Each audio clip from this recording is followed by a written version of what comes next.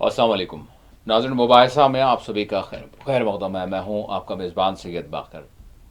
नाज़रीन, इस वक्त हम सारा देश और सभी यानी जिस तरह से प्लेन क्रैश हुआ अहमदाबाद में उड़ान भरने के बाद, जिसमें 242 जुमला अमले के साथ जितने लोग मुसाफिरीन थे उन सब की डेथ हो गई। इसने इस क्रैश ने, हम ये कहेंगे कि इस वक्त सारा मुल्क, सारा देश, सारे लोग सख्ते के आलम में हैं। यकीनन एक बहुत बड़ा सानहा आज के दिन हमारे मुल्क में पेश आया। आज हम ये ज़रूर जो है जानकारी भी लेते रहेंगे और ज़रूर आपको अपडेट्स भी दे रहे हैं ख़बरों के ज़रिए, और साथ ही साथ इस प्रोग्राम में भी हम आपको ज़रूर जो है ये बताएंगे कि किस तरह की सूरत हाल है। लेकिन बहरहाल अमवात हो चुकी हैं, हलाकतें हो चुकी हैं, और जहाँ गिरा वहाँ से भी हम ज़रूर जो है अपडेट्स ले रहे हैं और किस तरह की सिचुएशन है, क्या हालात हैं। और ये सानहा जो हुआ, सबसे पहले हम तमाम लोगों को जिनके यानी रिश्तेदार, अजीज़ व क़ारिब जो इसमें जिनकी डेथ्स हुई है, हम यकीनन उनके लिए ताज़ियत पेश करते हैं। और हमारी तमाम दिली हमदर्दियाँ सारी टीम की जो है उनके साथ हैं, और गम से हम यकीनन चूर चूर हैं। और क्या बताएं, इस हवाले से अल्फाज नहीं है कि एक बहुत बड़ा सानहा हुआ है। 1 2 4 6 10 नहीं, बल्कि 242 लोगों की जानें गई हैं। 242 अभी फिर प्लस अभी ये देखना होगा कि इस गिरने के साथ जिस कैंटीन से जो है ये टकराया दीवार से, तो उसके साथ अभी मज़ीद कितनी अमवात हुई हैं, कितने लोग यानी ज़ख्मी हुए हैं। बहरहाल इस हवाले से हमारे पास अल्फाज नहीं हैं। लेकिन इसके साथ साथ हम ये देखेंगे कि ये हादसा क्या कहा जा रहा है अभी तक, किस वजह से हुआ, क्या तकनीकी ख़राबी रही, क्या मामलात रहे, क्या इसके पस मंज़रात रहे। और इसके साथ साथ ज़रूर यानी अब सवाल यहाँ पर यही उठता है, यकीनन ये एक पहला वाक़या नहीं है, दुनिया में बहुत सारे वाक़यात ऐसे हुए हैं प्लेन क्रैश होने के और उसमें लोगों की जाने जाने की। ये पहला वाक़या नहीं है, लेकिन सवाल यहाँ पर ये उठता है कि इसके साथ साथ जुड़े हुए जो मामलात होते हैं वो क्या होते हैं। क्या इसमें कोई हमारी यानी ह्यूमन एरर भी हो सकता है, तकनीकी मामला भी हो सकता है, लापरवाहियाँ भी हो सकती हैं। तो हम ज़रूर इस बात का हमेशा कोई भी हादसा होने के बाद ये देखा जाता है, और फिर उसके बाद ये कोशिश की जाती है और ये आश्वासन दिया जाता है कि आइंदा ऐसा ना हो, इसके लिए हम ये कर रहे हैं। लेकिन क्या वो हम करते हैं? सवाल ये है कि क्या वो एहतियात, वो सारी चीज़ें, वो तकमीलात, वो ज़वाबित, वो जो क़वानीन हैं, जो उसूलात हैं, वो जो क़वायद हैं, उस पर हम अमल करते हैं? ये बहुत सारी चीज़ें रह जाती हैं जिसको देखना ज़रूरी है ताकि हम फिर किसी सानहे से दो चार ना हो। मेरे साथ इस वक्त स्टूडियो में मौजूद हैं सीनियर सहाफ़ी, सियासी तजियाकार एम माजिद साहब। मैं माई साहब का स्टूडियो में इस्तेमाल करता हूँ। अस्सलाम वालेकुम माई साहब। माई साहब के अलावा सीनियर सहाफ़ी, सियासी तजियाकार वाहिद नसीम साहब भी हमारे साथ जुड़ चुके हैं। माई साहब अस्सलाम वालेकुम। जी वालेकुम सलाम। माजिद साहब, कहाँ से क्या हम बात करें? बहुत तकलीफ़ की बात है, बहुत अफसोस की बात है उन ख़ानदानों पर, उन घर वालों पर किस तरह क्या बीत रही होगी भाई साहब। ये पहला वाक़या नहीं है, ऐसे वाक़यात पहले भी हुए हैं, लेकिन क्या वजह है कि हम कुछ सीखते नहीं हैं, या फिर हमारे से क्या गलतियाँ हो रही हैं कि इतनी बड़ी तादाद माजिद साहब कि वो ख़तरात से दो चार हैं। यानी एक प्लेन एक मकाम से कहीं जा रहा है दूसरी तरफ, किस तरह से इस वाक़े को पर्टिकुलर कैसे देख रहे हैं अभी तक की जो अपडेट्स जी हैं? जी जी, बहुत बहुत शुक्रिया। जी यकीनन आपने हमारी पूरी टीम की तरफ से एक ताज़ियत की है। यकीनन इंसानी ज़िंदगी कितनी बेभरोसा है, बड़ा अजीब लगता है। अभी प्लेन टेक ऑफ ही हो रहा था, कुछ लोग फ़ोन भी किए अपने कि हम जस्ट उड़ रहे हैं। जी हमेशा के लिए उड़ चुके हैं वो। बहुत मैं समझता हूँ कि इसको सियासी तौर पर कुछ लोग खेल भी खेल रहे हैं। देखिए, मैं वो भी उनका भी अभी उनका बताऊंगा मैं, उन्होंने क्या ट्वीट किया है, जी जी, कैसे ट्वीट किया है। ये बहुत बड़ा इंसानी सानिया है। बिल्कुल बिल्कुल। एक तो जो लोग जो मुसाफिर थे वो जो है एक मंजिल की तरफ जा रहे थे, और वो मंजिल उनकी हमेशा के लिए मंजिल बन चुकी थी।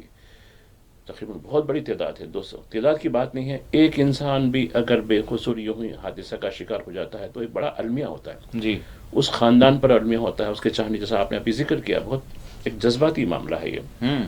उसके साथ साथ मेडिकल कॉलेज का कैंटीन भरा हुआ था। अभी ये तस्दीक नहीं हुई, आपने बात सही कही, कितने इसमें डॉक्टर्स कितने जो ट्रेनिंग याफ्ता स्टूडेंट्स वगैरह ये कितने थे कैंटीन में, उस वक्त कैंटीन कितने लोगों से भरी भरी थी, तो ये कुछ मालूम नहीं हुआ क्योंकि वो बिल्डिंग पूरी तबाह हो गई। जी जी जी। और बड़ा अजीब लगा, मैं वीडियो देख रहा था कि वो टेबलों पर एक रोटी रखी हुई है, दाल रखी हुई है, कुछ कहीं चावल रखा हुआ है जी। कहीं सालन रखे हुए हैं, अधूरे पड़े हुए हैं, कहीं पानी का गिलास है जिसमें आधा पानी रखा हुआ है।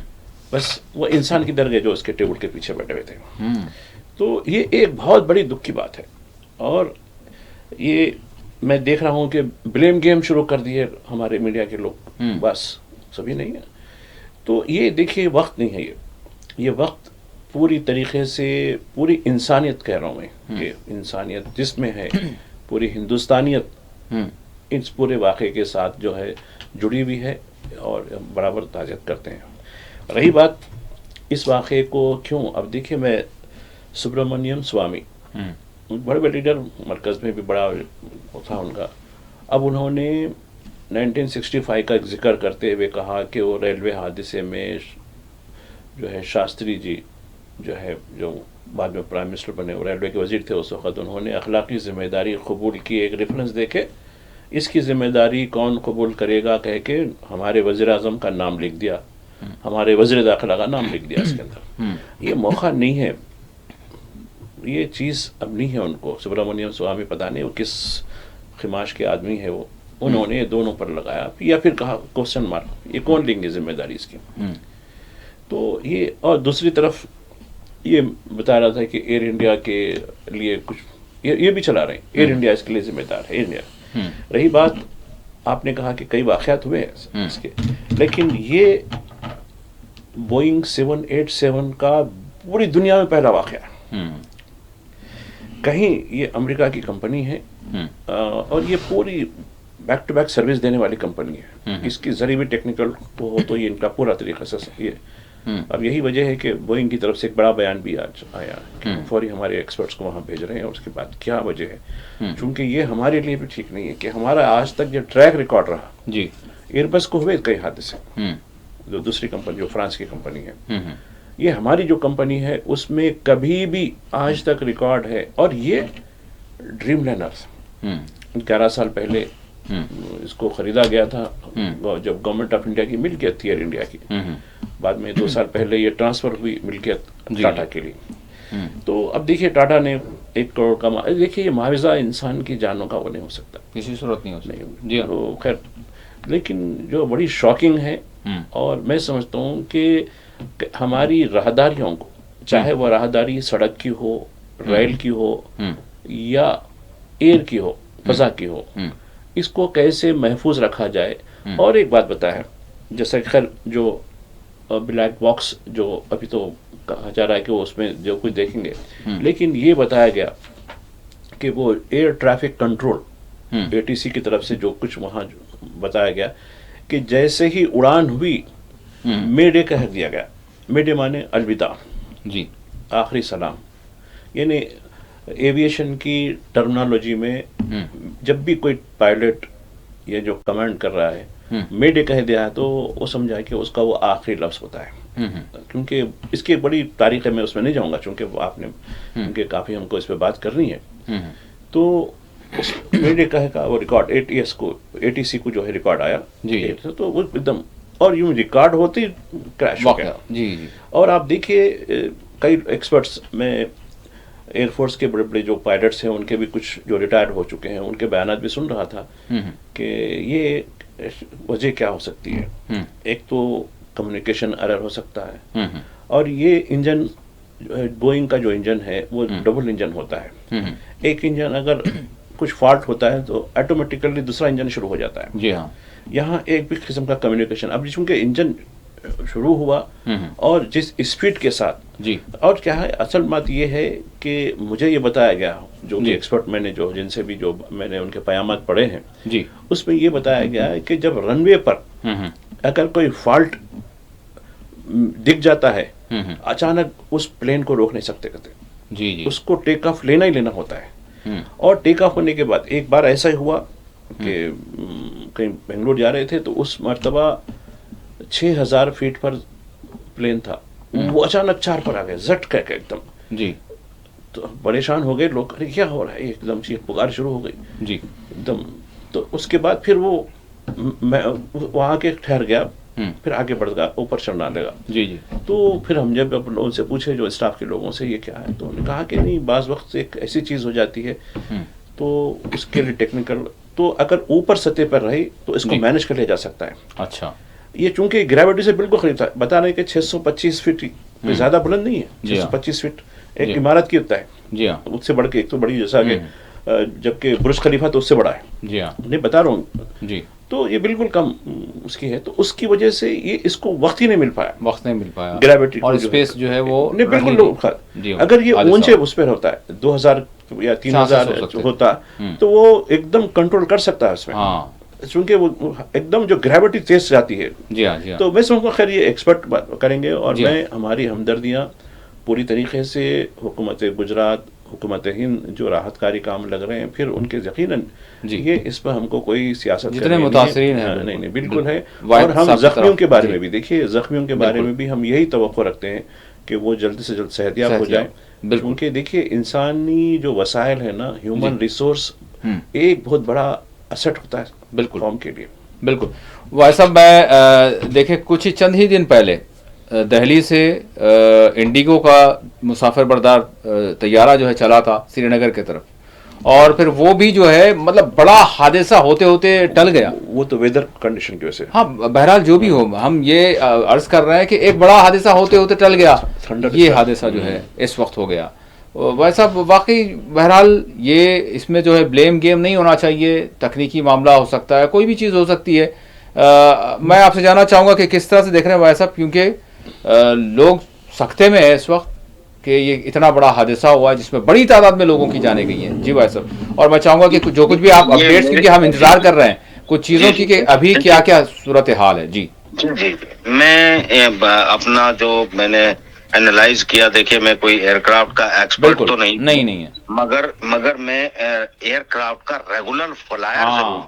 बिल्कुल मेरे ख्याल से मेरे से ज्यादा कोई फ्लाई और करता होगा इंडिया बिल्कुल। में, जो जितनी फ्लाई मैं करता हूँ। बिल्कुल जनाब, बात यह है कि मैंने छोटे स्टेशनों से बड़े स्टेशनों की तरफ और इंटरनेशनल फ्लाइट लेते हुए बहुत बार देखा है कि हमारे यहाँ जिन फ्लाइटों का इस्तेमाल हो रहा है, बाकर साहब, कभी कभी तो बैठे बैठे डर लगता है इस बात का कि कहीं ये जो है मतलब जो अजीब अजीब सी ना इंजनों में से अजीब आवाजें आती हैं, जो नॉर्मल नहीं होती, नॉर्मल नहीं होती। कई बार जहाजों में हम बैठे होते हैं और देख रहे होते हैं कि उनके एसी और ऑक्सीजन सिस्टम जो है वो प्रॉपर वर्क नहीं कर रहे होते हैं। मतलब कुल मिलाकर जो प्राइवेटाइजेशन जो भी हुआ है, एक जिस तरीके से एक पैसा कमाना, कॉस्ट कट करना, मेंटेनेंस जो दिया जाता है, चूंकि देखिए एयरक्राफ्ट को ज्यादातर कंपनियां खरीदती कम है और रेंट पे ज्यादा लेती हैं, और खरीदी भी, हालांकि तो एयर इंडिया के थे जो टाटा ने खरीदे हैं। अब सवाल ये उठता है कि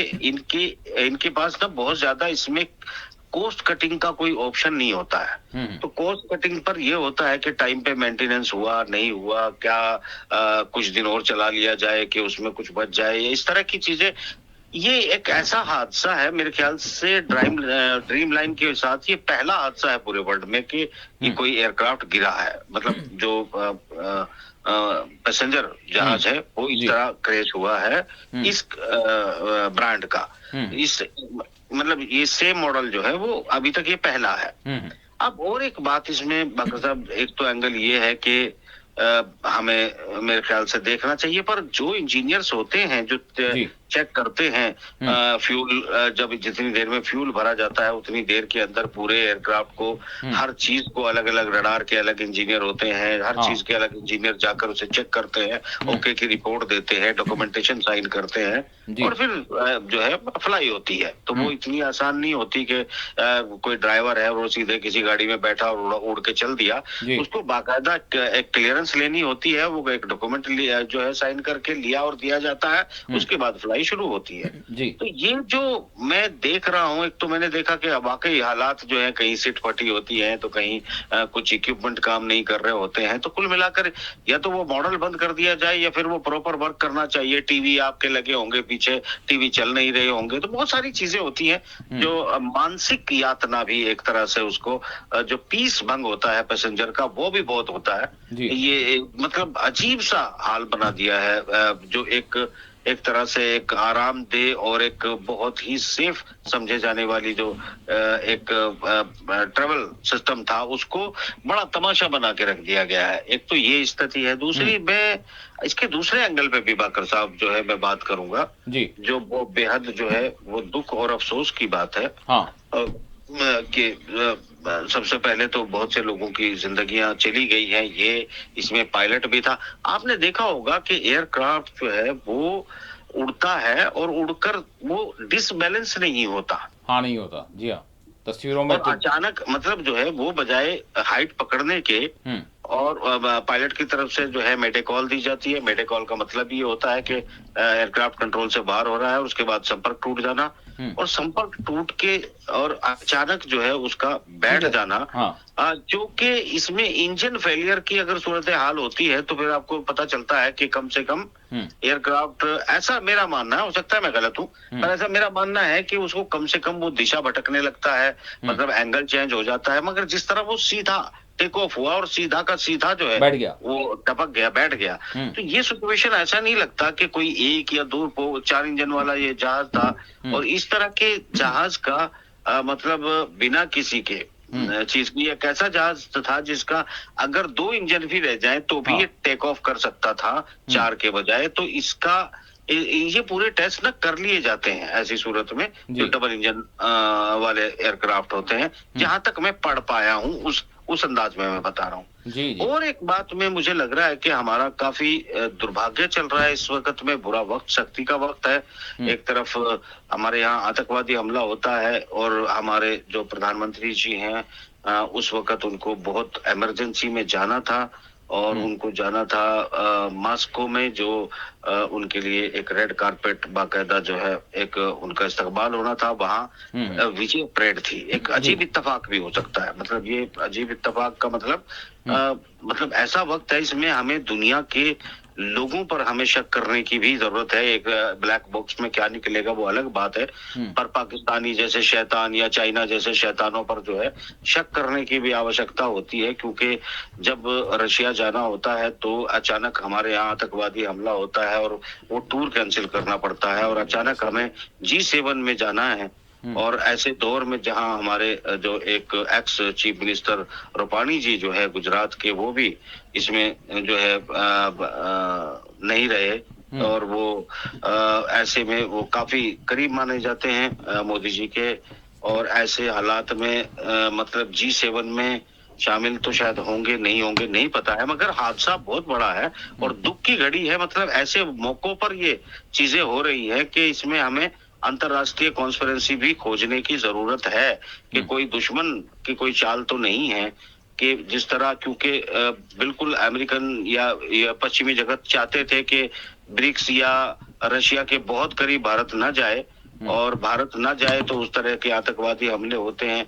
अब हो सकता है कि एक तरफ सवाल ये उठता है बकर साहब, बहुत संजीदगी की बात है और समझने की बात है कि एक G7 जो बिल्कुल कनाडा और अमेरिका से बाउंड्री मिलती है, वहां पर एक पाकिस्तान का जर्नल भी पहुंचा है, शायद वो उसको 5 तोपों की सलामी देने का भी कोई ऐसे वक्त पे प्रोग्राम बना रहे हैं जैसे वक्त पे जैसे हमारे प्रधानमंत्री कनाडा में बराबर में होंगे और ये जो है बिल्कुल अमेरिका में होगा। तो इस तरह की सिचुएशन जो एक क्रिटिकल पैदा की जा रही है, मतलब माहौल जो है वो कि कुछ बहुत अच्छा साजगार मुझे नजर नहीं आ रहा है। और इससे ज्यादा तो मैं डॉट करके खत्म कर लूंगा सारी चीजों को, तो दर्शक मेरा डॉट का मतलब जानते हैं। तो कुल मिलाकर यह है कि दुख की घड़ी है, बहुत अफसोस की बात है, और बेहद कड़ा वक्त भारत से गुजर रहा है। ऊपर वाला जो है सबको, सबके घर वालों को जो है सब्र दे, उनको जानती थे उस चीजों को, बिल्कुल। मगर ऐसे हालात में जब हवाएं कुछ बहुत अच्छी ना हो तो भारत को बहुत सतर्कता की जरूरत है। ठीक और है। शायद जो इन ब्लैक बॉक्स हासिल करने के बाद जो रिजल्ट आएगा, जो चीजें तहकीकात सामने होंगी। आएंगी जी। खुल के, जी। उसके बाद ही पता चल पाएगा क्या ये अंदेशे हैं, खाली हम अंदेशे बयान कर सकते हैं। ठीक है जी भाई साहब। जी यकीनन हमारे फाजिल वाहिद नसीम साहब एक रेगुलर फ्लायर हैं, इसमें कोई डाउट नहीं है। मुझे बाज़ ख़ुद अंदाज़ा होता है सिर्फ 2 घंटे के लिए 1 घंटे के लिए हैदराबाद आते हैं फिर चले, अरे बोला भाई ये कैसी बात है, खैर ठीक है। लेकिन 2-3 बातें मैं चूँकि उन्हीं की बातों से लिया हूँ। देखिए पहलगाम वाक़या तो 22 को हुआ और मॉस्को में जो एनिवर्सरी मनाई गई वो 17 to 19 थी और उसमें पीएम नहीं गए, खैर वो क्या रीज़न है, मगर जगन्नाथ हमारे राजनाथ सिंह तो गए थे। खैर ये दूसरी बात एक बताना है, प्राइवेटाइजेशन के बारे में बात की हमारे फाजिल पैनलिस्ट ने। देखिए हमारे पास एक मिनिस्ट्री है, मिनिस्ट्री ऑफ सिविल एविएशन, जी। काफ़ी बड़ी मिनिस्ट्री है। इसके पास एक छोटा तैयारा तक नहीं है ओन करने के लिए। गवर्नमेंट ऑफ इंडिया का कोई तैयारा नहीं है, या तो जी। किसी प्राइवेट छोटे तैयारों से सफ़र करते हैं या फिर रेगुलर जो कमर्शियल प्राइवेट तैयारे हैं किसी भी कंपनियों के तो उससे करते हैं। सिवाय 8,500 करोड़ के पीएम के फ्लाइट के कोई तैयारा, वो भी पीएमओ का है, वो एविएशन का भी नहीं है ये है। और एक एविएशन के तकरीबन एयरपोर्ट एविएशन के पास नहीं है। एयरपोर्ट अथॉरिटी ऑफ इंडिया जो एविएशन के मिनिस्ट्री के तहत आती है जी। नहीं है, तकरीबन प्राइवेट हो चुके हैं। ये एक चीज़ को समझने की ज़रूरत है इसमें। और एक चीज़ गुज़िश्ता हम पहलगाम के वाक़े और ऑपरेशन सिंदूर के बाद इंडिगो पर हम दबाव डाल रहे थे कि वो तुर्की के साथ अपना माहिदा ख़त्म कर दे, तो उसके चेयरमैन मैनेजिंग डायरेक्टर का एक बड़ा लिख यानी अखबारों के लिए आया है जी। उसमें उसने कहा कि ये पहले ठीक है, हम भी हुब्बुल वतन हैं और सर्विस दे रहे हैं हम, खैर हमारा माहिदा तो ये जो लीज लिए हम लीज पर लिए हैं और वो तैयारे वो हमारे तैयारे लीज जो है अगस्त के महीने में ख़त्म होंगी, वो ठीक सवाल अलग है जी। लेकिन जो सर्विस उन तैयारों की हमारे पास है हम दे रहे हैं, ये चीज़ ये समझ के लेने की ज़रूरत है कि हमारे पास जो है अब ये लीज के तहत ये मेंटेनेंस वो जो तुर्की एयरलाइंस की तरफ से जाता है, हम नहीं कर पा रहे हैं वो तैयार। ये चीज़ें हैं, अगर अचानक हम मनसूख कर दें तो खैर वो शेड्यूल तो ख़त्म हो जाएगा हमारा जो मुनागो है, ठीक है। लेकिन जिस तरीके से हमारे तैयारे अगर इस तरीके से अगर उसके बजाय हम जो तैयारे जो हम बराबर उसको मेंटेनेंस नहीं कर पाएंगे तो आप उनका देखिए बड़ा बयान ताज्जुब हुआ। फिर उसके बाद वो बात खामोश हो गई जब उसने वजाहत की। एक तो ये कि माहिदा को हम कैंसिल भी कर सकते हैं, ठीक है, लेकिन दूसरे जो मेंटेनेंस है और हम जितनी सर्विस, अब देखिए साउथ एशिया में सबसे बड़ी फ्लीट इसी की है, इंडिगो की। अभी आपने जिक्र किया इंडिगो का जो श्रीनगर जाने वाली थी, तो ये बताना है कि भाई इतना बड़ा विश्वगुरु है हम, हमारी एविएशन मिनिस्ट्री का एक तैयारा नहीं, हमारी मुल्क का एक तैयारा नहीं है जी। तो ये हमको समझने की ज़रूरत है। अब कई हमारे खुद यहाँ के चीफ मिनिस्टर हो या के खुद हो या जो भी हो प्राइवेट तैयारों से, अब देखिए इससे पहले भी जो हमारे एक मिनिस्टर थे ना चौहान जी। जो एयर इंडिया की उसमें तो सीट पूरी वो थी, देखिए उनके जी। जी। जो मध्य प्रदेश के जो साबिक चीफ मिनिस्टर थे, तो ये सूरत हाल है, मेंटेनेंस बराबर नहीं हो पाता, आप तो तैयारी ले लेते हैं जिसकी सीटें में सुराख पड़ा हुआ था, देखिए उसमें बड़ा एक वबाल आया था इसमें जी। और वो भी एयर इंडिया की फर्स्ट क्लास सीटों में जो सबसे ऊपर वाली होती हैं, उसमें जैसा कि हमारी जो है बस कारों में भी हर सीटें जो है मेंटेन बराबर कर रहे हैं, एयरप्लेन में जो है हमारी सीटों को बराबर नहीं हो जाता और आपने देखा एक बार चूहे निकले थे इसमें से। तो ये सिस्टम कहीं ना कहीं हमारी इंसानी कहीं ना कहीं खराबी है और उसकी वजह से उसकी सज़ा मासूम लोगों को भुगतनी पड़ती है। ठीक है, राहत कार्य होंगी, आप इमदाद देंगे, सब कुछ करेंगे, ये अलग सवाल है। तो ये खैर हो भी सकता है जैसा कि हमारे फाजिल साथी ने बताया कि इसमें वो एंगल को भी तलाश करने की ज़रूरत है जिस एंगल के बारे में वो इशारा कर रहे थे, हो भी सकता है। देखिए मैं उस बारे में नहीं कहूँगा, लेकिन इस वक्त जो कुछ फोकस हो रहा है वो फोकस राहत कार्य के कामों के लिए हो रहा है। और जिस भयानक हादसा, जिसको हौलनाक हादसा भी कह सकते हैं, इसके लिए कोई लफ्ज़ नहीं है, इसके लिए मज़ीद हमको कैसे सिस्टम को आगे बेहतर बनाना, कैसे हम फुल प्रूफ सिस्टम हमारे पास रखना। और आप और एक चीज़ बता रहा हूँ मैं, कुछ दिनों रेलवे हादसात के ऊपर कहा कि रेलवे में उस वक्त की बात है, 1 साल पहले की बात है, जी जी मल्लिकार्जुन खड़गे पार्लियामेंट में कह रहे थे कि 3,76,000 या कुछ हिंसे है वो, जी समझिए 3.5 लाख मुलाजिमतें खाली हैं, भरी नहीं गई, जिसकी वजह से डबल ड्यूटियां डाली जा रही हैं, खासकर जो लोकोमोटो पायलट्स होते हैं उनके लिए भी। तो ये एक हादसे की वजह बन सकती है। इस तरीके से आप जबकि सब चीज़ों को प्राइवेटाइज कर दिया गया। मुझे याद है खुद हैदराबाद एयरपोर्ट पे जो GMR है, जिनके साथ जो भी हमारे राब्ते होते हैं, तो वो अड्डे के मजदूर जवाबदेही नहीं हो सकती उनकी, वो रेगुलर एम्प्लॉयज़ नहीं है, सब बिल्कुल काम चलाओ एम्प्लॉयज़ या कॉन्ट्रैक्ट एम्प्लॉयज़ या बिल्कुल एक छोटे से वक्त के लिए काम करना वाले, इस तरीके के एम्प्लॉयज़ रखने से ये जवाबदेही। जबकि एयरपोर्ट अथॉरिटी के तहत अगर जो एम्प्लॉयज़ होते हैं या सिविल एविएशन के तहत होते हैं, तो उनकी एक जिम्मेदारी बन जाती थी मुस्तकिल उनका। अब ये जो अमला काम कर रहा है जी ठीक है, कुछ तनख्वाहें अच्छी होंगी इनकी, लेकिन ये मुस्तकिल नहीं होते लोग। ये अब कई ऐसे हमारे साथी भी हैं, अरे मतलब अभी कल तक तो आप वो एयरलाइंस पे थे, आप ये एयरलाइंस पे इधर आ गए, ये डेस्क पे इधर आके वो आ गए, तो तारा साहब हमारा क्या है। तो ये हम एयरलाइंस को की जो सिस्टम को फुल प्रूफ बनाने की ज़रूरत है, और ख़ासकर इसके पीछे जो इंजीनियर्स वगैरह जो टेक्निकल स्टाफ काम करता है उनके बारे में सोचने की ज़रूरत है। वो ऐसे लोगों को जिसमें जो है कॉन्ट्रैक्ट पे लेकर लिया जाता है, ठीक है, टेक्निकल लोगों को लिया जाता है, लेकिन इनकी जवाबदेही, इनकी अकाउंटेबिलिटी बिल्कुल नहीं होती। और आप खैर हमारे नसीम साहब तो बहुत कई यानी रेगुलर फ्लाइट हैं, उनको ज़्यादा मालूमात होंगी इस बारे में, मेरी उतनी मालूमात नहीं है। लेकिन मैंने यहाँ देखा हैदराबाद एयरपोर्ट पर जो GMR जिसके तहत है, वो किसी इश्यूज़ के लिए सब कॉन्ट्रैक्ट देते हैं। अब देखिए हैंडलिंग का मसला भी चला तुर्किया के, खैर मैं उस बारे में नहीं बोलूँगा मैं, जी लेकिन ये सब कॉन्ट्रैक्टर देता है, और सब कॉन्ट्रैक्टर लोगों को होता है, और वो GMR के एम्प्लॉय भी नहीं होते। GMR एक बड़ी कंपनी है जी, एक बड़ा फर्म है, लेकिन वो भी नहीं, उन्हें सब एक कॉन्ट्रैक्ट देता है, कॉन्ट्रैक्ट सब कॉन्ट्रैक्ट देता है, वो लोगों को लाता है, ठीक है, टेक्निकल लोगों को लाता है। तो ये जो सिस्टम है, मैं गलत नहीं कह रहा हूँ जी, ये टेक्निकल स्टाफ का, इंजीनियर्स का, मेंटेनेंस का, तो ये जो कॉन्ट्रैक्ट सिस्टम है, वो कॉन्ट्रैक्ट सिस्टम में कहीं ना कहीं झोल रहता है। एक कॉन्ट्रैक्ट सब कॉन्ट्रैक्ट उठता है, सब कॉन्ट्रैक्ट लोगों को लेके आता है। तो अब ये जो चैनल है, तो इसके बारे में भी हमको, जब हादसा होता है तो हम जब भी बात कर सकते हैं। जी हाँ। तो मैं समझता हूँ कि ये पहलू को भी मुस्तकबिल में, जैसा आप कहें कि मुस्तकबिल में हमारी एयर सर्विस सेफ होनी चाहिए, मासूम लोग जाने नहीं चाहिए, तो इसके लिए मैं समझता हूँ कि ये जो एयरपोर्ट्स पर जो है जिस किस्म की जो हैंडलिंग होती है, जिस किस्म की मेंटेनेंस होती है, जिस तरीके से हैंगर्स के अंदर जो कुछ काम होता है, वो बजाय जो है सब कॉन्ट्रैक्टिंग के बजाय कहीं ना कहीं एक रेगुलर स्टाफ के लिए, रेगुलर स्टाफ में क्या है, आपको तनख्वाहें ज़्यादा जाननी पड़ती, आपके लिए एक अलग सिस्टम होता है। ठीक है, तो वो सिस्टम मैं समझता हूँ, मैंने जो देखा, खैर शायद नसीम साहब को ज़्यादा मालूम है इस बारे में, आप भी उनसे पूछ सकते हैं आप। जी तो भाई साहब, मैं यहाँ पर ये बात है, जिस तरह से भाई साहब ने जो है मामले को जो जिस तरह से होना चाहिए उसको रेस किया, एक प्राइवेटाइजेशन की बात अगर हम करें, तो चाहे वो एयर सर्विस की बात करें, चाहे ट्रेन सर्विस की बात करें, इसमें दोनों में भी अगर हम देखें तो बड़ी तादाद में लोग इसमें जो है सफ़र करते हैं, और दोनों भी जो है पुरखतर भी होते हैं, बहुत सारी एहतियात की ज़रूरत होती है। और इसमें बात ये आती है कि एक सरकारी जो है देख रेख, निगहदाश्त और सारी चीज़ें, और दूसरा ये है कि प्राइवेटाइजेशन कर देना।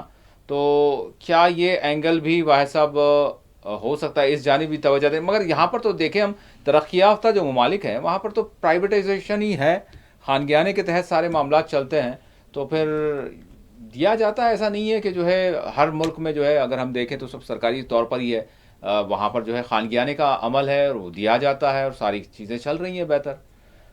मतलब इसको हम किस तरह जोड़ सकते हैं? जी जी, देखिए बात क्या है, मुझे इस बात से कोई एतराज नहीं है जी कि आप जो है मतलब वो प्राइवेटाइजेशन को हम जो है वो ये मान के चलें कि प्राइवेटाइजेशन बिल्कुल खराब होता है, मैं ऐसा कुछ नहीं कह रहा हूँ। मगर मैं इतना तो जरूर कहूंगा कि देखिए, जो दूसरे देशों में प्राइवेटाइजेशन की बात है तो वो अलग चीजें हैं। भारत एक अलग तरह की डेमोक्रेसी है, जहाँ पर जो उद्योगपति हैं या इंडस्ट्री हैं वो सरकार नहीं चलाते हैं, बल्कि सरकार चलाती है। और सरकार जरूर मदद करती है प्राइवेट इंडस्ट्री को, क्योंकि अर्थव्यवस्था का हिस्सा होते हैं। प्राइवेटाइजेशन से लोगों को सुविधा भी बढ़ती कम मतलब उनकी बढ़ाई जाती है। और जो प्राइवेटाइज सेक्टर में जब कोई चीज चली जाती है तो लोगों की पहुंच आसान हो जाती है, क्योंकि सरकारी यहाँ पर कोई चीज होती है तो इसमें कोई दो राय नहीं है कि वो उसमें थोड़ा स्ट्रगल ज्यादा होता है और प्राइवेटाइजेशन में स्ट्रगल कम होता है। मैं उससे इनकार नहीं कर रहा हूं, मगर एक चीज जरूर है कि एक ईमानदारी से प्राइवेट जिन संस्थानों का विनिवेश किया गया, यानी सरकारी से भी प्राइवेटाइजेशन के क्षेत्र में दे दी गई है, कम से कम जिनमें यात्रियों की या नागरिकों की सुरक्षा और मिनिमम सुविधा की बात है, उसमें कुछ ना कुछ सरकार को ऐसे, चाहे वो ऑटोमेशन का इस्तेमाल करें, एआई का इस्तेमाल करें, या न्यू जो 5th जनरेशन जो भी मॉनिटरिंग सिस्टम है उसका इस्तेमाल किया जाए, तो कुछ ऐसा तो करना पड़ेगा सरकार को। बेसिकली मोदी जी को ऐसा तो कुछ ना कुछ करना पड़ेगा जिससे इसकी जो सतर्कता है, जो सिस्टम जो सरकार के हाथ में भी रहे है, वो अर्ली वार्निंग सिस्टम को एक्टिवेट करना पड़ेगा, ताकि कोई भी अधिकारी अपनी जिम्मेदारी से न बच सके। क्योंकि वो जो अर्ली वार्निंग सिस्टम होगा किसी भी चूक का या किसी भी गलत काम का, वो सीधे से पहले से अलर्ट होगा। उस पर जो मैन मेड प्रॉब्लम्स होती हैं या फिर ह्यूमन एरर होता है, उसको हम फाइंड आउट करने के लिए बहुत नजदीक पहुंच जाते हैं। और जब आपके ऊपर इस तरह की मॉनिटरिंग का प्रेशर होता है तो फिर जो मशीनरी काम करती है, फिर वो अलर्ट होती है कि इतने बड़े या किसी भी मामले की कोई भी बड़ी जिम्मेदारी अगर आप चूक करोगे तो आपके सर पर आ सकती है। तो मैं कहता हूं कि आधुनिक वर्ल्ड में जब हम बात करते हैं, कंपेयर करना चाहते हैं अपने आप को जापान, अमेरिका या फिर चाइना या फिर आधुनिक विकसित देशों के साथ में, तो अगर उस तरह के हम दावे भी करते हैं तो उस तरह के संसाधन भी हमको करने पड़ेंगे ना। तो अगर वो हम कर लेते हैं, माफ कीजिएगा, तो मुझे लगता है कि हमें एक सटीक इंफॉर्मेशन जो है वो मिल जाती है। और इस तरह की इंफॉर्मेशन जब रहती हैं तो ह्यूमन एरर के चांसेस कम होते हैं। देखिए बात क्या है, अभी तक जो खबर आ रही है, हो सकता है जो भी, मैं तो अखबारों की खबर ही आपको बता रहा हूँ, न्यूज आउटलेट जो खबर दे रहे हैं वो ये है कि रनवे में कोई एरर नहीं था, और जो इंजन उड़ान भरने तक 600 कुछ फीट तक जाने तक भी कोई एरर नहीं था। तो इस तरह का अगर इंजन में भी कोई एरर नहीं था, रनवे का भी कोई एरर नहीं था, कम्युनिकेशन भी ठीक था, और अचानक सिर्फ कम्युनिकेशन कटने से तो एयरक्राफ्ट एकदम नीचे नहीं बैठ सकता ना। तो 5th जनरेशन की जिसमें मॉनिटरिंग अर्ली वार्निंग सिस्टम्स की मैं बात कर रहा हूँ, उसके अलावा ये भी बहुत जरूरी है समझना कि 5th जनरेशन वार में तमाम बहुत से देश, चाइना जैसे देश या फिर इजराइल जैसे देश जो है वो कम से कम जो इलेक्ट्रॉनिक वारफेयर है, उस वारफेयर में अपनी आधुनिकता को बता रहे हैं। जिस तरीके से आप देखते हैं कि एक बड़ा कीमती ड्रोन बनाया जाता है, ड्रोन जो है वो उड़ के अटैक करने के लिए जाता है, वो अचानक इजराइल के या चाइना के या रशिया के जो गन्स हैं, वो उस गन से उस पूरे के पूरे ड्रोन को हाईजैक कर लेते हैं और अपनी मर्जी से अपनी मर्जी की लोकेशन पर उतार देते हैं। उस वक्त में जो है जो उसका कम्युनिकेशन है, उसका कम्युनिकेशन कट जाता है, और उसका बेसिकली उसकी स्क्रीन पे भी वो नजर आता है जो वो चाहते हैं। तो कुल मिलाकर बहुत सारी चीजें ऐसी हैं जिसको आपको समझना पड़ेगा कि ऐसा भी हो सकता। ठीक है, तो मतलब कुल मिलाकर जो मैं जो बात कर रहा हूँ वो बकर साहब, ये वो वारफेयर है जो जिन 3 देशों को तो कम से कम इसमें, हालांकि ब्रिटेन खुद भी है, मगर ब्रिटेन के तो नागरिक इसमें थे, कनाडा के इसमें नागरिक मौजूद थे, ब्रिटेन के इसमें जो है हमारे कुछ महत्वपूर्ण जो है अधिकारी भी थे और ओहदेदारान लीडरशिप भी इवन हमारे साबिक जो है एक स्टेट के यानी गुजरात के अगर चीफ मिनिस्टर भी साबिक थे। बिल्कुल, देखिए बात क्या है, उसके अलावा वो बहुत नजदीकी भी माने जाते हैं। हमारे जो प्रधानमंत्री हैं उनके काफी नजदीकी रूपाणी साहब माने जाते रहे हैं। तो ऐसी सूरत हाल में जो है काफी अंतरराष्ट्रीय मामला हमारे सिर्फ ये एक हादसा नहीं है, हमारे सिर्फ जो है 200, 250 या 300 लोगों की जिंदगियां नहीं गई हैं। यहाँ सवाल ये उठता है कि हमारा मतलब अभी तो मेरी शंका है, ये मैं कोई ये नहीं कह रहा हूँ कि ऐसा होगा ही, मगर चूंकि इतना बड़ा हादसा होने के बाद नहीं, अचानक आनन फानन में सरकारी मुख्तलिफ सारे एंगल आदेश से तो भीड़ ज़रूर में जायज़ा तो बैठा लिया जाएगा, हाँ, लिया तो जी जाएगा। फिलहाल जैसे हमारी मीडिया जिस तरह से अभी माई साहब ने भी कहा, जिस तरह की मतलब इंटरनल के भाई इस कंपनी का या फिर जिन्होंने कॉन्ट्रैक्ट लिया है इनका हुसूर, ये चीज़ें हुई, ये तो सतही रहेंगी।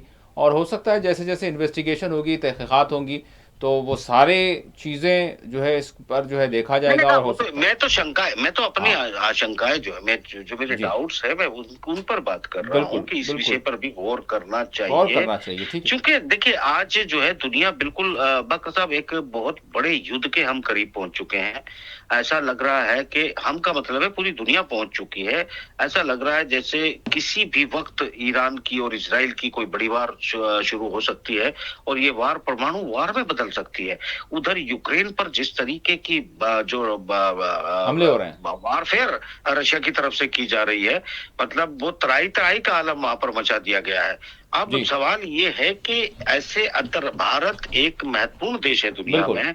ऐसे महत्वपूर्ण देश में ऐसी घड़ी में हुँ। किसी भी तरह की घटना को घटने पर हमारी जिम्मेदारी बनती है मुख्तलिफ एंगल कि से देखें उसको, पॉइंट रेज किए ताकि जाए हमारी कि हिफाजत यकीनी रहे। जी बिल्कुल भाई साहब। भाई साहब, एक तो चीज़ ये हो गई, भाई साहब ने जो एंगल बताया है, बहरहाल क्योंकि तहफ़्फ़ुज़ात के हवाले से, यानी जो भी चीज़ होती है, तो जो हमारी हिफाजत करने वाले होते हैं वो हर चीज़ को जो है इसमें देखते हैं, ताकि कोई भी चीज़ का कोई शक व शुबा या फिर कोई भी चीज़ का ख़तरा बाकी ना रहे, ये ज़रूरी होता है। भाई साहब, इसी के साथ मैं जानना चाहूँगा आपसे, अगर हम एक अपनी इन जनरल हमारे मुल्क में अगर हम देखें, एक यानी कि हमारे सेंटिमेंट, या फिर सेंटिमेंट नहीं मैं कहूँगा, बल्कि एक हमारा मिजाज अगर मैं कहूँ, तो जैसे एक प्राइवेटाइजेशन करना है, एक सरकारी मामला है, दूसरी ये चीज़ है कि सारी चीज़ें होने के बावजूद भी हमारे मिजाज, हम ये देखते हैं कि आए रोज़ यानी बोरवेल को खोदा जाता है, उसमें जो है मासूम बच्चे जो है चले जाते हैं, उसमें किसी को बचा लिया जाता है, किसी की डेथ हो जाती है। ऐसे वाक़यात हर चंद दिनों में हो रहे हैं भाई साहब, लेकिन इस पर कोई तवज्जो नहीं है। मैं इसलिए पूछ रहा हूँ आपसे, कोई तवज्जो नहीं होती। इसी तरह से हम देखते हैं कि बहुत सारे ऐसे पुरखतर मामलात हम सड़कों पर देखते हैं, लेकिन उसको नज़रअंदाज कर दिया जाता है, जो बाद में जाकर जो है हादसे की वजह बनते हैं। तो क्या ये एक मिजाज भी है हमारे साहब, चाहे वो सरकारी सतह पर कोई भी मुलाजिम हो या ओहदेदार हो या फिर कोई जो है तकनीकी माहिर हो, तो इसको दूर करने की ज़रूरत है, या फिर हमारे पास इंफ्रास्ट्रक्चर कम है हमारे साहब? नहीं, यकीनन इसमें दो तीन बातें हैं ज़रूरी हैं। जी। एक तो हमारी ब्यूरोक्रेसी और पॉलिटिकल लीडरशिप और जो चीज़ों का इम्प्लीमेंटेशन है, इसमें बहुत बड़ा फुकदान है जवाबदेही का। मैं एक बात पर बड़ा जोर दे रहा हूँ, अकाउंटेबिलिटी जिसको कहते हैं, जवाबदेही नहीं है। आपने एक बात बहुत अच्छी कही कि ख़ासकर फील्ड्स किसानों में वगैरह में पानी की, चूँकि आपाशी का जो मामला होता है वो पानी के ऊपर ही फसलों का रहता है, तो बेशतर किसान बोरवेल लगाते हैं, और बड़े किस्म के लगाते हैं। वो बोरवेल ये छोटे अपने जो घरेलू बोरवेल नहीं होते, जी हाँ। और उसका जो डायमीटर होता है बड़ा होता है। जी हाँ। कभी अब तो आप इंसानों की बात कर रहे हैं, मैं तो कई ऐसे मवेशियों की जो हमेशा के लिए चले गए वो नहीं निकाल सके, क्योंकि अब मवेशी को ताबो नहीं हो। बाज़ मवेशियों में एलिफेंट के कप्स छोटे वो तक गए इसके अंदर, और इसको खुला छोड़ देते हैं लोग, उसके जवाबदेही नहीं है। वो जो मुताल्लिक़ा पंचायत में मुताल्लिक़ा जो तहसीलदार होता है, उसको इतनी तौफीक नहीं होती कि क्योंकि वो कहता भी, किसान बोलता है अरे मैं खुला छोड़ दो यार, मेरे को भरने को फिर पैसे होना, मैं भरने को पैसे कैसे लाऊं। वो फिलअप कराने के लिए वो जो डिग किया जाता है, लंबा डिग होता है, उसको, तो ये जवाबदेही नहीं है, एहसास नहीं है, ये सब मिजाज ये नीचे से ऊपर, ऊपर से नीचे तक आ गया। भाई साहब, अपनी बात को कंटिन्यू करें। एक छोटा सा हमें ब्रेक लेने के लिए कहा जा रहा है। यहाँ पर ये एक बड़ा बुनियादी मामला है, वो ये है कि हम क्या बहुत सारे मामलात को नज़रअंदाज कर देते हैं, यानी जिसको जिम्मेदारी दी जाती है कि भाई ये सड़क जितनी भी है यहाँ से, यानी या यहाँ का डिवाइडर हो या फिर सड़क की मरम्मत हो या लोगों को गुजरने के लिए जो सारी चीज़ें देखनी ज़रूरी होती है, हम देखते हैं कि बहुत सारे यानी जो मोरियों के जो ढक्कन होते हैं वो खुले हुए होते हैं, और बहुत सारे मुख्तलिफ हमारे नज़ारे हम देखते हैं और हादसात होते हैं, लेकिन इस पर कोई जो है तवज्जो नहीं की जाती है। जिसकी ज़िम्मेदारी होती है वो जो है उसको पूरी तरह से जो है नहीं निभाता। बहुत सारी वजूहात होती हैं जिसकी वजह से चाहे छोटा हादसा हो या बड़ा हादसा हो, होता है। तो क्या इसको दूर करने की ज़रूरत है, या फिर ये कह दिया जाएगा कि भाई हमारे पास इंफ्रास्ट्रक्चर नहीं है, मैन पावर नहीं है, हमारे पास सारी सुविधाएं नहीं है, और हमको जो चीज़ें मिलनी चाहिए वो टूल्स हमको नहीं मिलते। ये दुरुस्त बात है। जो भी है, बहरहाल ऐसे हादसा ना हो, इस पर हम जो है नज़र रखे हुए हैं, और जो हादसा हुआ है उसके पस मंज़र में बात कर रहे हैं। एक छोटा सा ब्रेक लेते हैं, ब्रेक के बाद दोबारा हाजिर होंगे।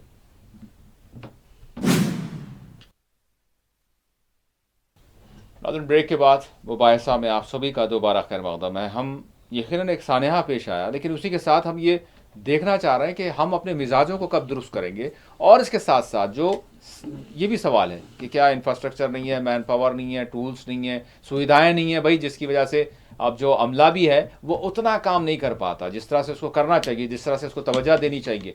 बहुत सारे उसके भी जो है प्रॉब्लम्स होंगे, शायद आप और हम सुनेंगे तो अरे हम इस बात पर ख्याल कर देंगे कि हाँ भाई, आपसे ये अगर अदम तवज्जो हो रही है, आपकी लापरवाही हो तो ये जायज़ है। ऐसा मामला है मालिक साहब?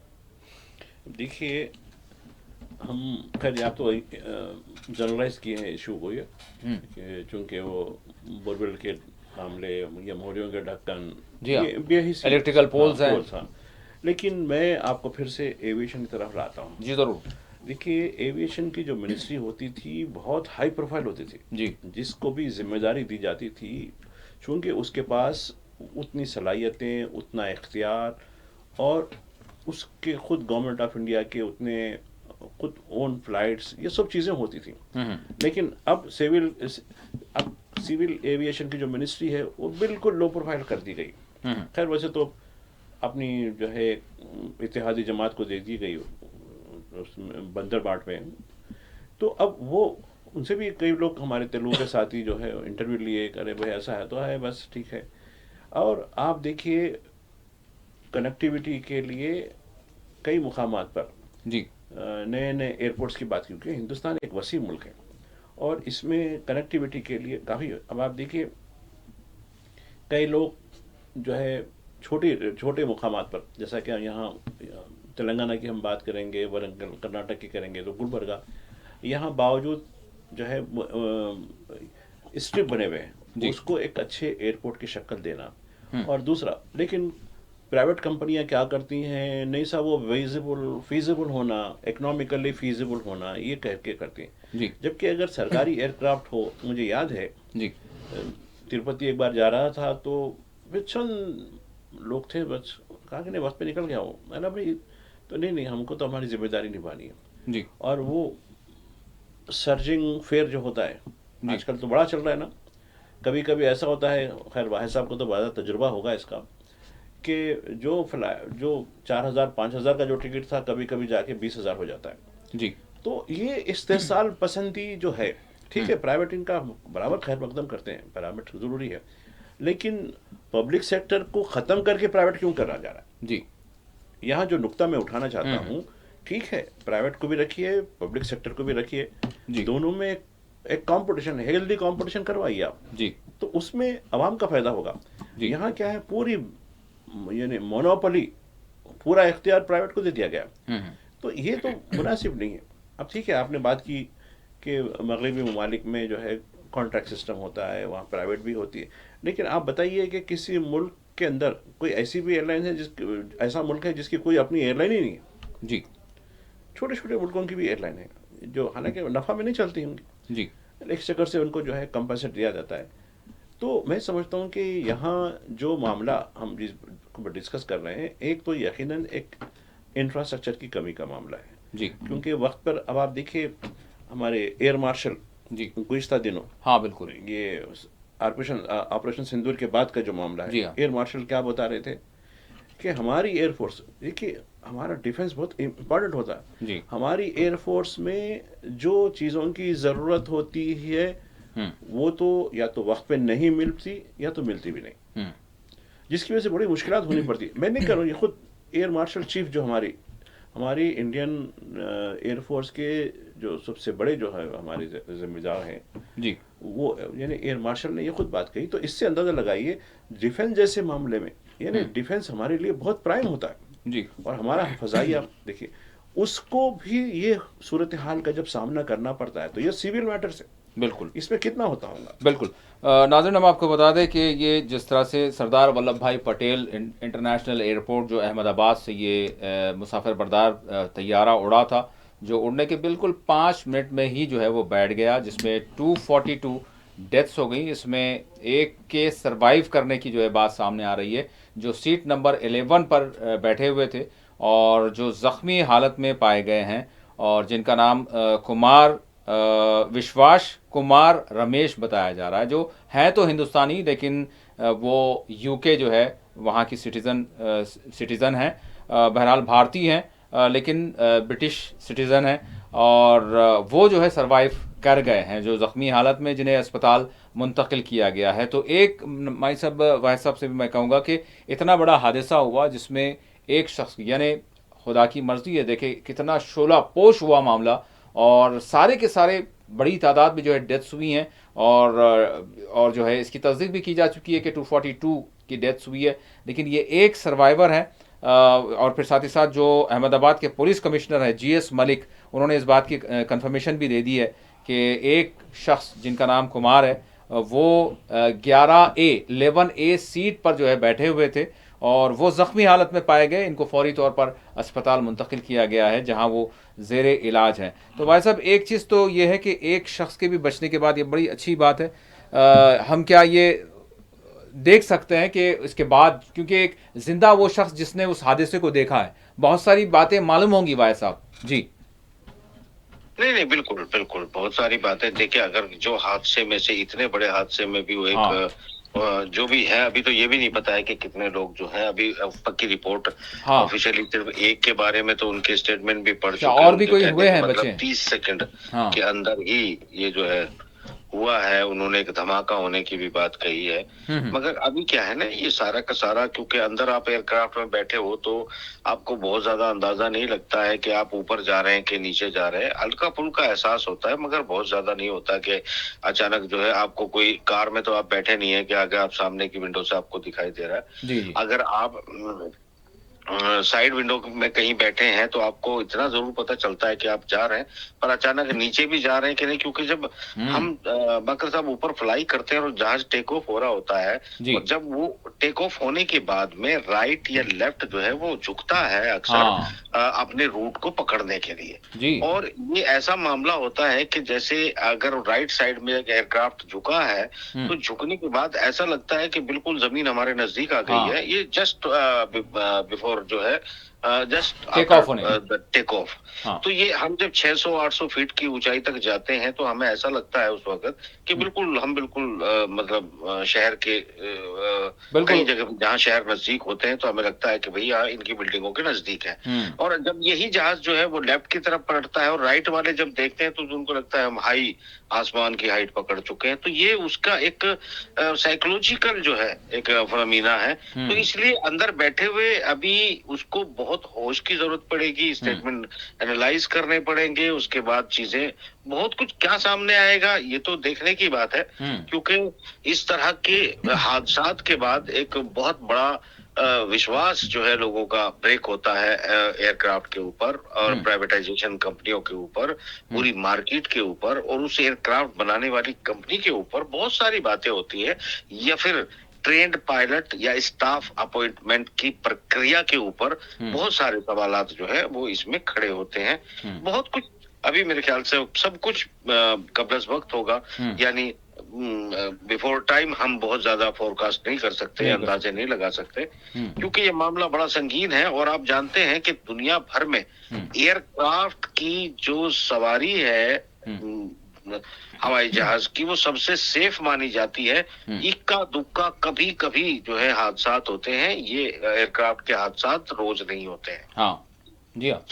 तो ऐसे ऐसे हालात में जो बचे हैं उनके स्टेटमेंट देखे हैं मैंने, उसको भी एनालाइज किया क्या है। मगर मैं उस साइकोलॉजी को भी जानता हूं कि एयरक्राफ्ट में लैंडिंग के वक्त और टेक ऑफ के वक्त और लेफ्ट राइट पेन जब हम जो है टर्न होते हैं उसके बाद हमको क्या महसूस होता है, मैं उसको एक्सप्लेन करने हाँ। की कोशिश कर रहा हूँ। जी हाँ। तो अभी उसको तो जो एक्सपर्ट होते हैं कि ऐसा क्यों होता है, ऐसा क्यों हुआ, इस पर बहुत सारी बातों के बाद ही उनकी बातों का कोई नतीजा निकाला जा सकता है। डायरेक्टली उन्होंने क्या देखा, क्योंकि हो सकता है वो जो है जो गैलरी के अंदर की सीट होती है वहां पर बैठे हों और ऐसे बैठे हालात में जो है उनको जो अंदाजा नहीं हो धमाके की पाता। बात उन्होंने कही है वो जो अब एयरक्राफ्ट बिल्डिंग से जाके टकरा चुका है और उसके हाँ। बाद जो धमाका हुआ है वो धमाके को वो धमाका कह रहे हो, क्योंकि उससे पहले तो बिल्कुल हमको तो साफ दिखाई दे रहा है वीडियो में, उससे पहले तो कोई कुछ धमाका भी हुआ ही नहीं है। नहीं है। हाँ बिल्कुल, कोई मगर कोई हो चीज़ सकता नज़र है कि नहीं आ रही। अंदर कुछ हुआ हो, तो कुछ कहा नहीं जा सकता अभी। ठीक है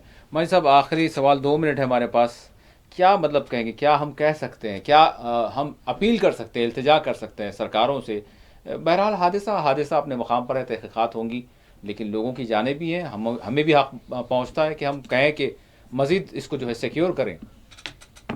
एक तो मेरा जो फोकस है जी वो जवाबदेही के ऊपर है। जी जी। किसी की भी जवाबदेही बनती है, नंबर एक। नंबर दो, जो हम प्राइवेटाइजेशन को, ठीक है प्राइवेटाइजेशन हुदूद में हो, ऐसे बेलगाम ना हो जी। जिसकी जो मर्जी जिसको चाहे बंदर बाट करती गई है। अब आप देखिए तकरीबन एयरपोर्ट किसके हाथ में है? जी। तो ये बंदर बाट पसंद के लोगों को देना करना और इनकी जवाबदेही, इनके ऊपर कंट्रोल, ये चीज़ें।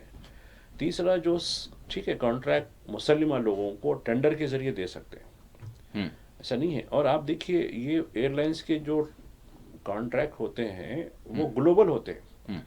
जैसा कि अब इवन हमारे पास जो एयरपोर्ट हैंडलिंग है, भाई साहब अच्छी तरह से जानते हैं, ये तुर्किया की कंपनी करती है।